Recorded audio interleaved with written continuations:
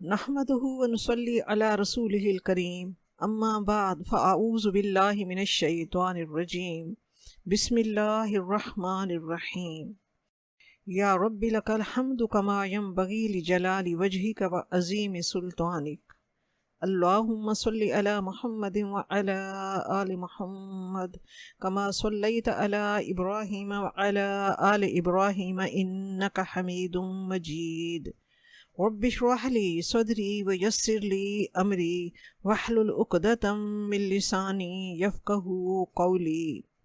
سورت آل عمران مدنی سورت ہے، 20 رکوع اور 200 آیات پر مشتمل ہے۔ عمران مریم علیہ السلام کے والد کا نام تھا۔ سورت میں ایک جگہ آل عمران کا ذکر ہے، اس لیے علامتی طور پر اس کا نام آل عمران یعنی عمران کا خاندان رکھا گیا۔ صورتوں کو اگر موضوعات کی مشابہت کے لحاظ سے جوڑے بنائے جائیں تو یہ مدنی دور کی صورتوں میں سورت بقرہ کا جوڑا بنتا ہے۔ دونوں صورتوں میں بہت مشابہت بھی ہے اور کچھ فرق بھی ہے، اور یہ فرق تکمیلی نوعیت کا ہے۔ دونوں کی مشابہت کا نمایاں پہلو یہ ہے کہ دونوں صورتیں حروف مقطعات یعنی الف لام میم سے شروع ہیں۔ دونوں کے آغاز میں قرآن مجید کی عظمت کا بیان ہے، جیسا کہ سورت بقرہ میں ہم نے پڑھا ذالک الکتاب لا ریب فیہ، اور سورت آل عمران میں ہم دیکھیں گے نزل علیک الکتاب بالحق مصدقا لما بین یدیہ۔ اور دونوں صورتوں کے اختتام پر عظیم آیات آئی ہیں۔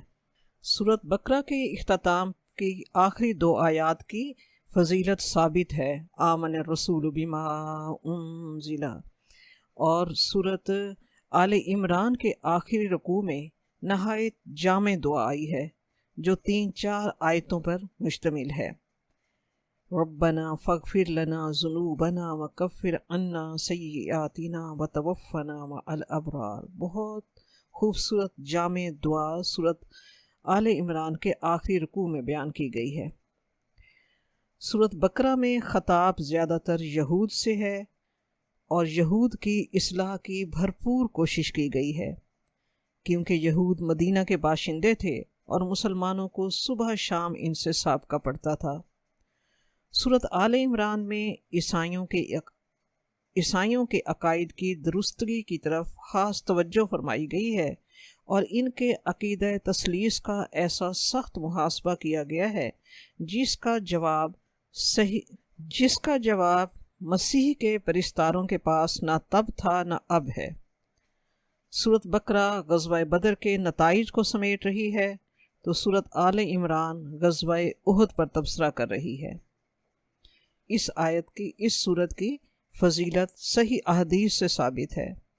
آپ صلی اللہ علیہ وآلہ وسلم نے ان دونوں صورتوں سورت بقرہ اور سورت آل عمران کو الزہراوین کہا، یعنی 2 نہایت تابناک اور روشن صورتیں، جیسے قرآن مجید کی آخری 2 صورتیں سورت فلق اور سورت ناس کو معوذتین کہا گیا۔ فضیلت میں وہی حدیث جو ہم نے سورت بقرہ کی فضیلت کے سلسلے میں پڑھی ہے وہی دہراؤں گی۔ صحیح مسلم میں ہے کہ آپ صلی اللہ علیہ وآلہ وسلم نے فرمایا الزہراوین یعنی 2 جگمگانے والی صورتیں پڑھا کرو۔ قیامت کے دن وہ اس حال میں آئیں گی جیسے 2 بادل یا 2 سائبان یا پرندوں کے 2 جھنڈ ہیں، اور وہ اپنے پڑھنے والوں کی طرف سے اللہ تبارک و تعالیٰ سے اس کی مغفرت کے لیے جھگڑا کریں گی۔ سورت کا آغاز کرتے ہیں بسم اللہ الرحمن الرحیم۔ الف لام میم، یہ حروف مقطعات ہیں، اور ان کے بارے میں ہم اجمالی گفتگو سورت بقرہ کے آغاز میں کر چکے ہیں۔ اللہ لا الہ الا هو الحی القیوم نزل علیک الکتاب بالحق مصدقا لما بین یدیہ وانزل التوراۃ والانجیل وَأَنزَلَ التَّوْرَاةَ وَالْإِنْجِيلَ مِنْ قَبْلُ هُدًى لِّلنَّاسِ وَأَنزَلَ الْفُرْقَانَ إِنَّ الَّذِينَ كَفَرُوا بِآيَاتِ اللَّهِ لَهُمْ عَذَابٌ شَدِيدٌ وَاللَّهُ عَزِيزٌ ذُو انتقام۔ آیت نمبر 2، 3 اور 4 کو اکٹھا پڑھا ہے ہم نے۔ اللہ لا الہ الا هو الحی القیوم، اللہ تبارک و تعالیٰ ہی وہ معبود برحق ہے جس کے سوا کوئی الہ نہیں ہے، وہ زندہ ہے، وہ سب کا قائم رکھنے والا ہے۔ نزل علیک الکتاب بالحق، اس نے نازل فرمائی آپ صلی اللہ علیہ وآلہ وسلم پر یہ کتاب حق کے ساتھ۔ یہ کتاب تصدیق کرتی ہوئی آئی ہے اس کی جو اس سے پہلے ہے، اور اس نے تورات اور انجیل نازل فرمائی، اور اس سے پہلے لوگوں کی ہدایت کے لیے اللہ تعالیٰ نے فرقان اتارا۔ بے شک جن لوگوں نے اللہ تعالیٰ کی آیات کا انکار کیا ان کے لیے سخت عذاب ہے۔ واللہ عزیز ذو انتقام، اور اللہ تعالیٰ زبردست ہے اور انتقام لینے والا ہے۔ اللہ لا الہ الا هو الحی القیوم، اللہ نہیں کوئی معبود مگر وہی، وہ زندہ ہے اور قائم رہنے والا ہے۔ آیت الکرسی میں ہم اس آیت کی تفسیر پڑھ چکے ہیں۔ اللہ تبارک و تعالیٰ صرف معبود واحد اللہ ہی ہے، مخلوق میں سے کوئی اس کا ہمسر نہیں ہے، وہ زندہ ہے اور قائم رہنے والا ہے۔ اس کی زندگی کسی کی عطائی نہیں ہے۔ دنیا میں کوئی بھی زندہ ہے وہ اس لیے زندہ ہے کہ وہ اسی ہستی نے اسے زندگی عطا کی ہوئی ہے۔ اللہ تبارک و تعالیٰ قیوم ہے، وہ خود قائم رہنے والا ہے اور سب کو قائم رکھنے والا ہے۔ اس دنیا میں کوئی بھی اگر قائم ہے تو اس لیے کہ اللہ تعالیٰ نے اسے قائم رکھا ہوا ہے۔ ہر ذی روح کو زندگی اسی نے دی ہے۔ دوسرا یہ کہ زندگی دینے کے بعد اس نے ایسے ہی نہیں چھوڑ دیا، بلکہ اس نے زندہ اور قائم رہنے کے لیے ان کے مکمل انتظام اس کے ہاتھ میں ہیں۔ وہ پیدا کر کے زندگی دیتا ہے اور زندگی برقرار رکھتا ہے۔ اس نے ایسا نہیں کیا کہ پیدا کرنے کے بعد چھوڑ دیا ہو کہ جاؤ اب جیسے جھک مارتے پھرو، نہیں۔ اللہ تبارک و تعالیٰ ہر چیز کا رزق، ہر ذی روح کا رزق اللہ تعالیٰ کے ہاتھ میں ہے۔ وَمَا مِن دَابَّةٍ فِي الْأَرْضِ إِلَّا عَلَى اللَّهِ رِزْقُهَا، دنیا میں کوئی جاندار ایسا نہیں کہ اس کا رزق اللہ تعالیٰ نے اپنے ذمے نہ لیا ہو۔ ہر شخص کا نان نفکار جو بھی رزق ہے وہ اللہ تعالیٰ نے اپنے ذمے لیا ہوا ہے اور ان کا ایک انتظام کیا ہوا ہے۔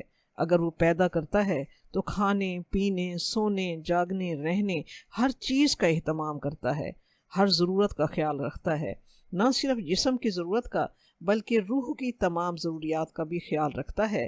اسی لیے اللہ تبارک و تعالیٰ نے آیت نمبر 3 میں یہی بات کی کہ نزل علیک الکتاب بالحق مصدقا لما بین یدیہ وانزل التوراۃ والانجیل، اس نے تم پر حق کے ساتھ کتاب نازل کی تاکہ بطور قیوم وہ تمہاری جہاں جسمانی ضروریات کا خیال رکھتا ہے، وہ بطور قیوم تمہاری روحانی حاجات اور تمہاری اخلاقی تعلیم و تربیت اور ضرورت کو بھی پورا کرے۔ اس کے لیے اس نے قرآن پاک نازل فرمایا بالکل سچائی کے ساتھ، اپنے سے پہلے کی تمام کتابوں کی تصدیق کرنے والا۔ پہلی کتابوں میں تورات، زبور، انجیل، صحف آدم، صحف ابراہیم، صحف موسیٰ سب شامل ہیں۔ قرآن مجید ان سب کی تصدیق کرتا ہے کہ یہ سب اللہ تبارک و تعالیٰ کی طرف سے ہیں۔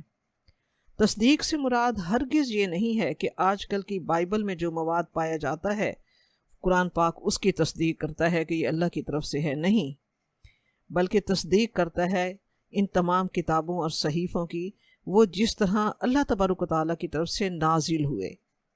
اس سے مراد وہ تورات نہیں جو بائبل میں آج موجود ہے، بلکہ اس سے مراد وہ تورات ہے جو احکام عشرہ کی صورت میں حضرت موسیٰ علیہ السلام کو تختیوں کی صورت میں عطا ہوئی تھی، اور اس کے علاوہ وہ وحی الہی جو حضرت موسیٰ علیہ السلام پر نازل ہوتی رہی تھیں۔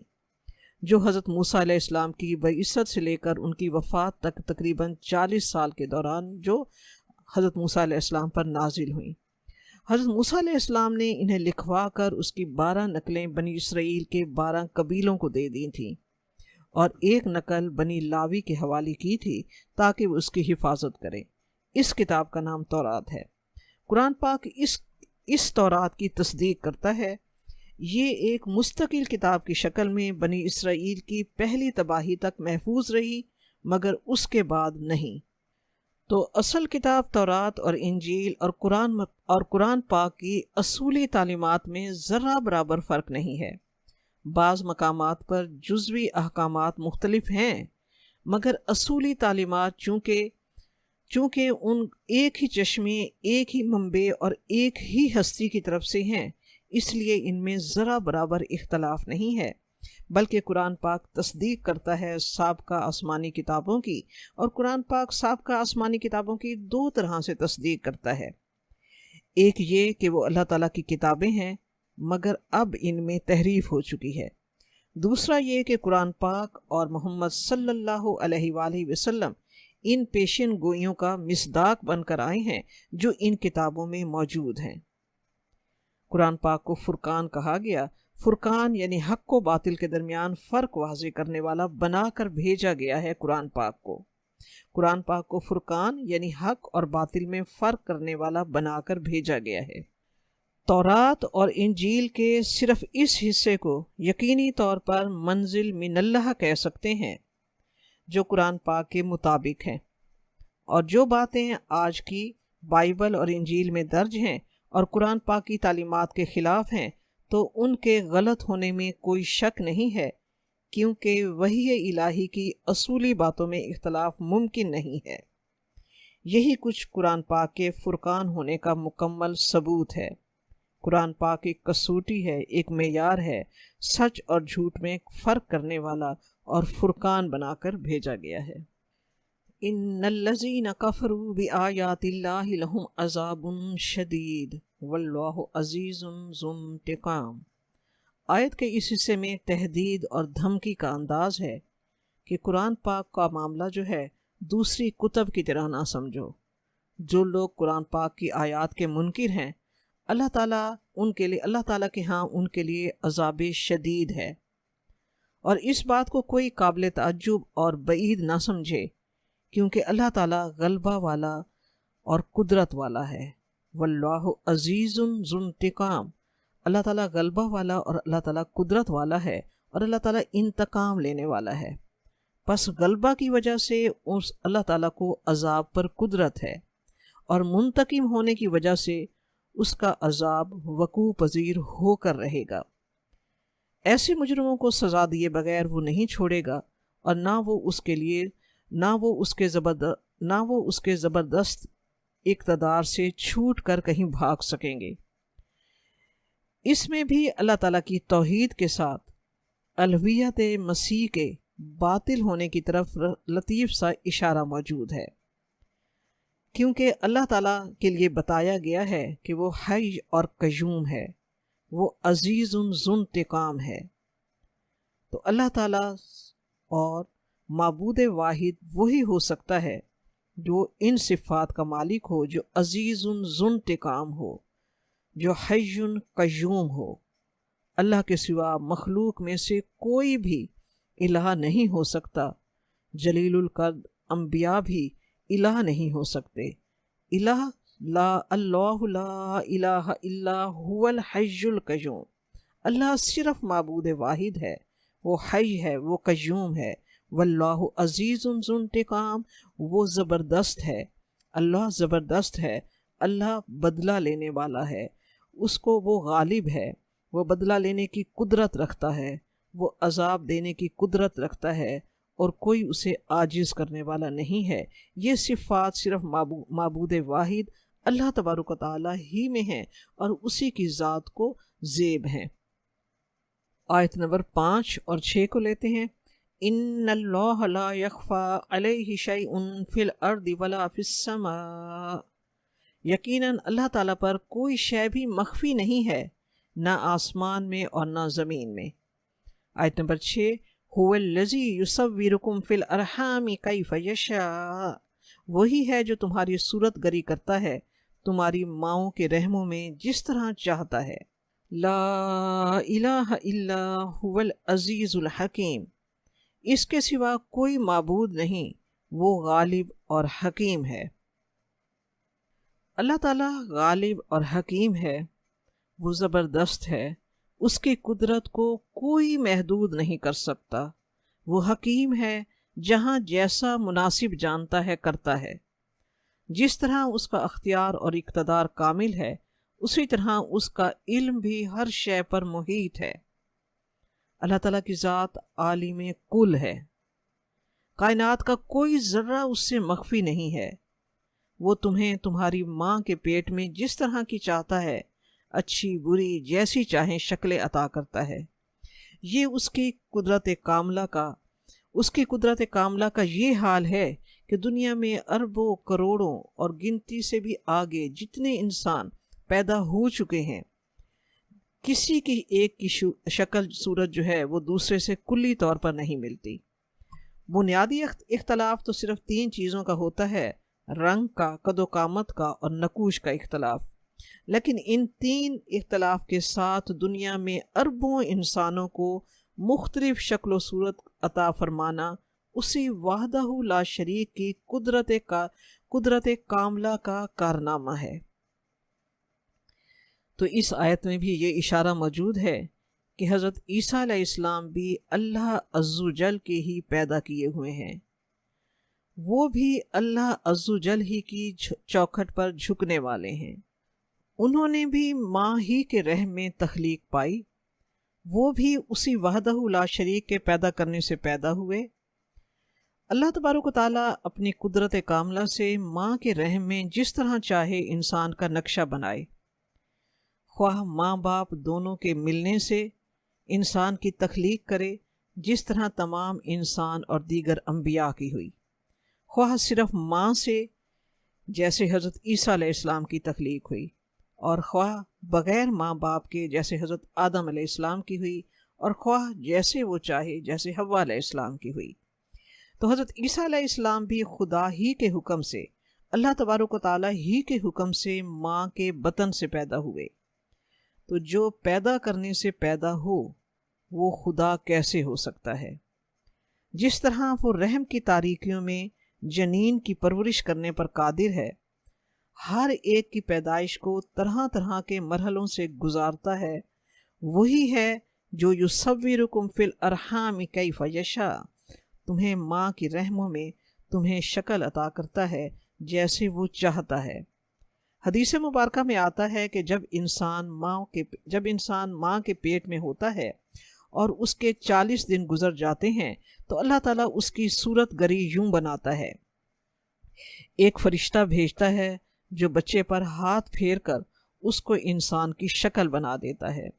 फिर ये कि वो फरिश्ता इंसान को पढ़कर सुना देता है कि तुम्हारी इतनी उम्र है, इतने साल, इतने महीने, इतने दिन, इतने घंटे और इतने मिनट और इतने सेकंड, और ये कि अल्लाह ताला ने तुम्हारे लिए एक बजट मुकर्रर किया है जिसे नसीब कहते हैं, वो तुम्हें मिलकर रहेगा, इतने करोड़, इतने लाख, इतने रुपए, इतने पैसे, और जिस्म की तमाम ज़रूरियात के साथ वो इंसान की तमाम रूहानी ज़रूरियात का भी ख्याल रखता है। उसने अम्बिया और आसमानी किताबें भेजीं और कुरान मजीद जैसी नेमत उसने उतारी। आयत नंबर 7, हुवल्लज़ी अंज़ल अलैकल किताब मिन्हु आयातुम मुहकमातुन हुन्न उम्मुल किताबि व उखरु मुतशाबिहात, वही है जिसने आप सल्लल्लाहु अलैहि वसल्लम पर यह किताब नाजिल फरमाई, इसमें मुहकम आयात हैं और वही असल किताब हैं, और कुछ दूसरी आयतें ऐसी हैं जो मुतशाबे हैं। फ़अम्मल्लज़ीन फ़ी क़ुलूबिहिम ज़ैग़ुन फ़यत्तबिऊन मा तशाबह मिन्हु इब्तिग़ाअल फ़ित्नति वब्तिग़ाअ तअवीलिहि वमा यअलमु तअवीलहु इल्लल्लाह। تو وہ لوگ جن کے دلوں میں کجی ہوتی ہے وہ پیچھے لگتے ہیں ان آیتوں کے جو ان میں متشابہ ہیں، فتنے کی تلاش میں اور ان کی حقیقت اور ماہیت معلوم کرنے کے لیے، حالانکہ ان کا حقیقی مفہوم اللہ کے سوا کوئی نہیں جانتا۔ والراسخون فی العلم یقولون آمنا به کل من عند ربنا وما یذکر الا اولو الالباب، اور جو لوگ علم میں راسخ ہیں وہ یوں کہتے ہیں کہ ہم ایمان لائے اس کتاب پر، یہ کل کا کل ہمارے رب کریم کی طرف سے ہے، اور یہ نصیحت حاصل نہیں کرتے مگر وہی جو ہوش مند ہیں۔ نجران کے عیسائیوں کا ایک وفد رسول پاک صلی اللہ علیہ وآلہ وسلم کی خدمت میں حاضر ہوا۔ آپ صلی اللہ علیہ وسلم نے دین اسلام کو تسلیم کرنے کے لیے حق و صداقت کے تمام دلائل دیے، تو تمام واضح دلائل سے وہ عاجز آ گئے، تو کہنے لگے کہ آخر آپ کے قرآن پاک میں بھی حضرت عیسیٰ علیہ السلام کا روح اللہ اور کلمۃ اللہ ہونا مذکور ہے، اور ان الفاظ سے حضرت عیسیٰ علیہ السلام کا الہ ہونا یا اللہ کی الہیت میں شریک ہونا ثابت ہوتا ہے۔ اللہ تعالیٰ نے مذکورہ آیات میں یہ آیات نازل فرما کر ان شکوک و شبہات کو ختم کر دیا، اور ان کی اس حجت کا جواب ایک عام قاعدے کی صورت میں دیا گیا جس کے سمجھ لینے سے شکوک و شبہات دور ہو سکتے ہیں۔ اللہ تعالیٰ نے ان آیات میں بتایا کہ آیات قرآنیہ دو قسم کی ہیں، ایک محکمات اور دوسری متشابہات۔ محکمات وہ یعنی جن کا مفہوم بالکل واضح، صریح، ظاہر اور بین ہے، جن کے مطلب اور معنی مقرر ہیں، ایسی آیات کو محکمات کہتے ہیں۔ یہ اصل میں بنیاد کی حیثیت رکھتی ہیں۔ ان آیات کو ام الکتاب بھی حق تعالیٰ نے فرمایا ہے، جس کا مطلب یہ ہے کہ ساری تعلیمات اور اصل اصول یہی آیات ہیں، اور انسان کے ہدایت اور عمل کے لیے یہی آیات محکمات ہی اصل اور کافی ہیں۔ اور دوسری قسم کی آیات وہ ہیں جن کے مفہوم اور مطلب میں مختلف پہلو نکلتے ہیں، اور وہ حقائق و مطالب انسانی حواس کی سمجھ سے بالا ہیں۔ مثلا اللہ تبارک و تعالیٰ کی ہستی، اللہ تعالیٰ کی صفات، مرنے کے بعد کی زندگی، قبر اور آخرت کا احوال، جنت اور دوزخ کی کیفیات وغیرہ، یہ سب چیزیں انسانی عقل و شعور کی گرفت اور سمجھ سے باہر ہیں۔ تو یہی ممکن ہے کہ اللہ تبارک و تعالیٰ انسان کو سمجھانے کے لیے اس میں تشبیہ اور مجاز کا پہلو اختیار کرتا ہے، تاکہ کسی درجہ انسان کی عقل و فہم میں یہ بات کسی حد تک سمجھ آ سکے۔ اس قسم کی آیات متشابہات پر بلا تحقیق و تفتیش ایمان رکھنا چاہیے۔ صحیح طریقہ یہ ہے کہ اس قسم کی آیات کو پہلی قسم کی آیات کی روشنی میں سمجھا جائے، جو معنی اس کے خلاف پڑھیں اس کی قطعاً نفی کی جائے، اور اللہ تبارک و تعالیٰ کی مراد وہ سمجھی جائے جو آیات محکمات میں اللہ تعالیٰ نے بالکل واضح فرما دی ہیں، اور کوئی ایسی تعویل اور توجیہ صحیح نہ سمجھی جائے جو دین کے مسلمہ اصول اور آیات محکمات کے خلاف ہوں۔ جیسے اللہ تبارک و تعالیٰ نے قرآن پاک میں حضرت عیسیٰ علیہ السلام کے بارے میں بالکل صاف وضاحت فرما دی، ان ہوا الا عبد انعمنا علیہ، سورۃ زخرف، وہ صرف ایک بندہ ہے جن پر ہم نے یعنی اللہ تعالیٰ نے انعام کیا۔ اور دوسری جگہ اللہ تبارک و تعالیٰ نے فرمایا ان مثل عیسیٰ عند اللہ کمثل آدم خلقہ من تراب، بے شک عیسیٰ علیہ السلام کا حال اللہ تبارک و تعالیٰ کے نزدیک مثل آدم کے حال کے ہے، اللہ نے ان کو یعنی آدم علیہ السلام کو مٹی سے بنایا۔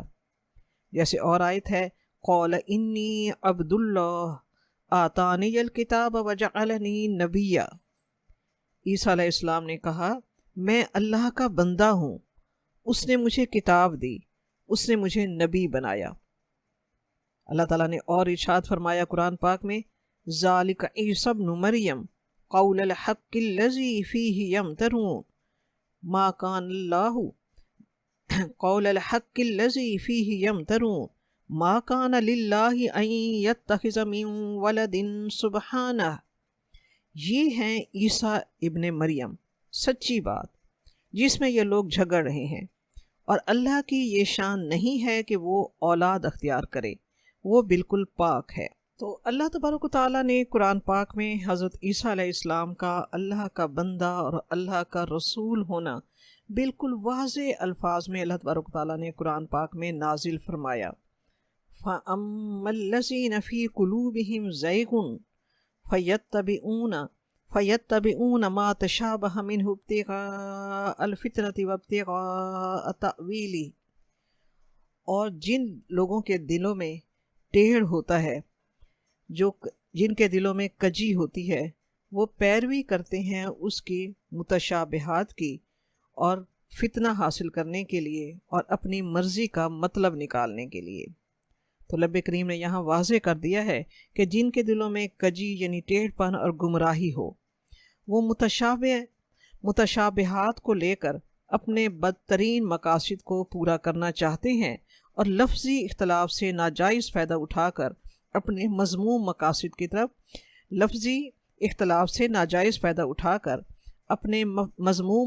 کی طرف موڑ لیتے ہیں۔ جو محکم آیات ہیں ان میں ان کا مقصد پورا نہیں ہوتا، ان کا مقصد فتنہ کی تلاش ہوتی ہے تاکہ اپنے ماننے والوں کو بہکائیں، اپنی بدعتوں کی مدافعت کر سکیں، جیسا کہ عیسائیوں نے قرآن پاک میں لفظ روح اللہ اور کلمۃ اللہ سے حضرت عیسیٰ علیہ السلام کے اللہ کا بیٹا ہونے کی دلیل کی، اور ان متشابہ آیات کو لے کر محکم اور صاف اور واضح آیات کو چھوڑ دیا۔ جب اللہ تعالیٰ فرما رہا ہے کہ قول انی عبد اللہ آتانی الکتاب وجعلنی نبیا، حضرت عیسیٰ علیہ السلام کی زبان ہی سے اللہ تبارک و تعالیٰ نے قرآن پاک میں نازل فرمایا کہ عیسیٰ علیہ السلام نے کہا میں اللہ کا بندہ ہوں، اللہ تعالیٰ نے مجھے کتاب دی ہے اور مجھے نبی بنا کر بھیجا ہے۔ تو وہ صاف اور واضح آیات کو چھوڑ کر وہ لوگ جن کے دلوں میں کجی ہوتی ہے، وہ ان متشابہات سے یعنی روح اللہ اور کلمۃ اللہ جیسے الفاظ سے اپنے مرضی کے مفہوم نکال لیتے ہیں اور نئی نئی بات کی تلاش میں رہتے ہیں تاکہ ان کی ذہانت اور فطانت کا ڈنکا بجایا جا سکے، یا کوئی فتنہ اٹھایا جا سکے، یا کوئی فساد ہو۔ تو سچی بات تو یہ ہے کہ آیات متشابہات پر ایمان رکھنا بلا تفتیش اور بلا تحقیق مومن کا کام ہے، جبکہ کیونکہ اللہ تعالیٰ نے خود فرمایا ہے وَمَا يَعْلَمُ تَأْوِيلَهُ إِلَّا اللَّهُ، ان آیات کی تعویل اور ان کا صحیح مفہوم اللہ کے سوا کوئی نہیں جانتا۔ تو جو کجی تلاش کرتے ہیں، جن کے دلوں میں ٹیڑھ ہوتا ہے، جو فتنہ برپا کرنا چاہتے ہیں، وہ متشابہات ہی میں بحث و تمہیز میں الجھے رہ جاتے ہیں۔ صحیح بخاری میں ہے کہ آپ صلی اللہ علیہ وآلہ وسلم نے فرمایا کہ جب تم ایسے لوگوں کو دیکھو جو متشابہات کے پیچھے پڑ گئے ہیں تو سمجھ لو کہ اللہ تبارک و تعالیٰ نے قرآن پاک میں انہی لوگوں کا ذکر کیا ہے، لہٰذا ان سے بچو۔ صحیح بخاری کتاب التفسیر۔ حدیث مبارکہ ہے کہ آپ صلی اللہ علیہ وآلہ وسلم نے فرمایا کہ میری امت میں سے ایک قوم ہوگی جو قرآن پاک تو پڑھے گی مگر اسے اس طرح پھینکے گی جیسے کوئی کھجور کی گٹھلیاں پھینکتا ہے، اور اس کے غلط مطلب بیان کرے گی۔ حضرت عبداللہ بن عباس رضی اللہ تعالیٰ عنہ نے فرمایا کہ تفسیر 4 قسم کی ہوتی ہے، ایک وہ جسے کسی کے سمجھنے میں مشکل نہیں، ایک وہ جسے عرب اپنی لغت میں سمجھتے ہیں، ایک وہ جسے جید علماء اور پورے علم والے جانتے ہیں، ایک وہ جسے بجز ذات الہی کوئی نہیں جانتا۔ فرمان نبوی ہے کہ آپ صلی اللہ علیہ وآلہ وسلم نے فرمایا کہ قرآن پاک اس لیے نہیں اترا کہ ایک آیت دوسری آیت کی مخالف ہو۔ آپ صلی اللہ علیہ وسلم نے فرمایا کہ جس کا تمہیں علم ہو اس پر عمل کرو، اور جو متشابہ ہو اس پر ایمان لاؤ۔ لہٰذا آیات محکمات پر عمل کرنا اور آیات متشابہات پر ایمان لانا ضروری ہے۔ ایسا ہی اللہ تبارک و تعالیٰ نے فرمایا وَالرَّاسِخُونَ فِي الْعِلْمِ يَقُولُونَ آمَنَّا بِهِ كُلٌّ مِّنْ عِندِ رَبِّنَا وَمَا يَذَّكَّرُ إِلَّا أُولُو الْأَلْبَابِ۔ اور جو پختہ کار ہوتے ہیں علم میں وہ کہتے ہیں ہم ایمان لائے اس پر سب کچھ ہمارے رب کی طرف سے ہے، اور نہیں نصیحت پکڑتے مگر عقل والے۔ پختہ علم والے یہی کہتے ہیں کہ ان آیات کی تعویل اور ان کی حقیقت کا علم اللہ تبارک و تعالیٰ کو ہی ہے، اس پر ہمارا ایمان ہے۔ آپ صلی اللہ علیہ وآلہ وسلم سے سوال کیا گیا، پختہ علم والے کون ہیں؟ آپ صلی اللہ علیہ وآلہ وسلم نے فرمایا، جس کی قسم سچی ہو، جس کی زبان راست گو ہو،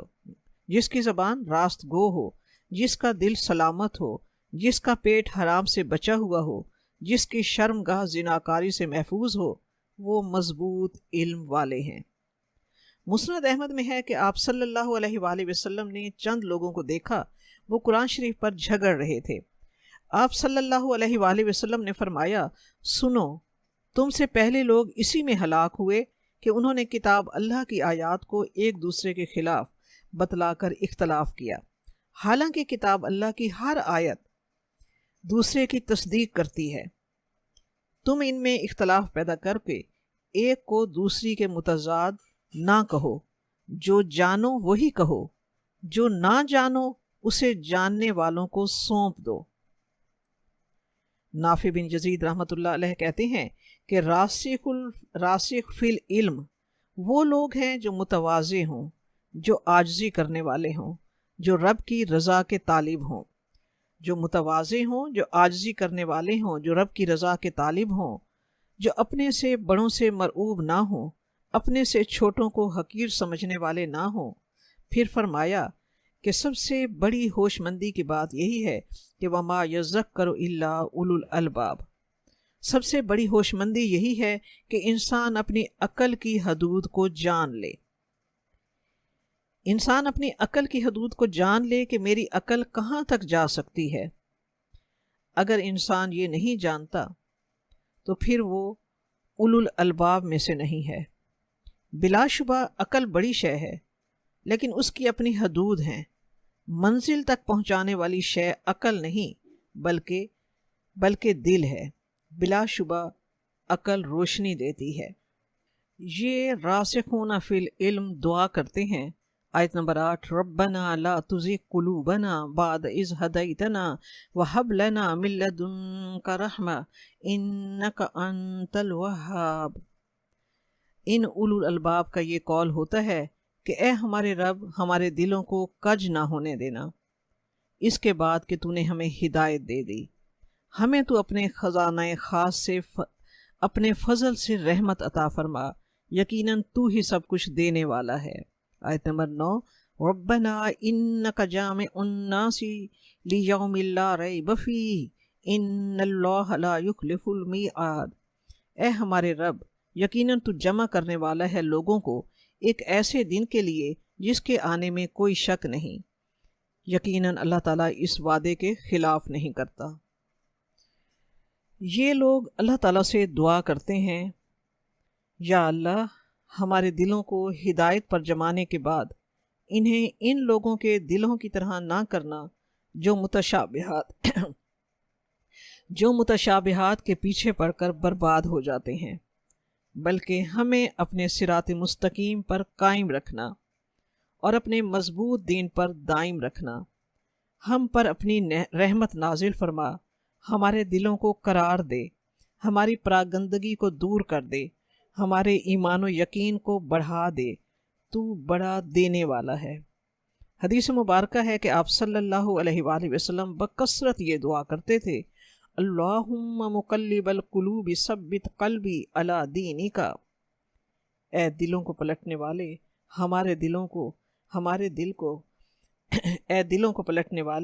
میرے دل کو اپنے دین پر جما دے۔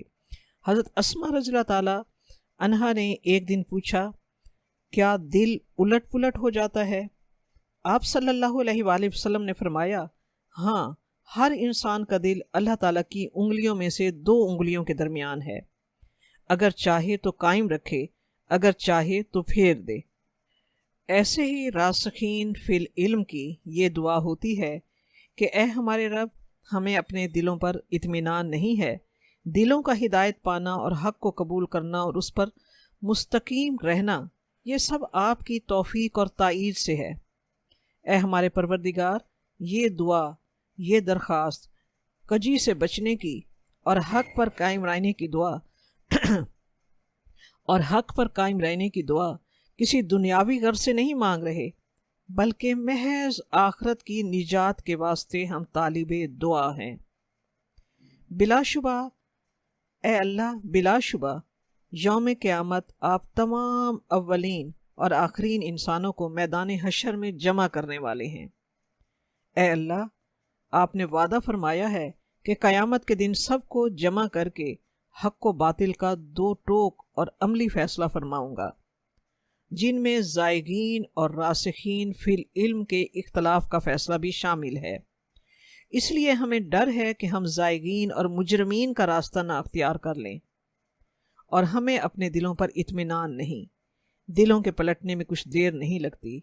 इसलिए आपसे दस्तबस्ता दुआ है इस्तकामत फिल हक़ की, इस्तकामत फिल हक़ की और कजी से महफूज रहने की दुआ और दरख्वास्त हम आपसे करते हैं।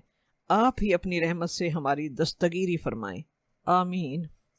सुब्हानकल्लाहुम्मा व बिहम्दिका अशहदु अल्ला इलाहा इल्ला अन अशहदु अल्ला इलाहा इल्ला अंत अस्तगफिरुका व अतूबु इलैक।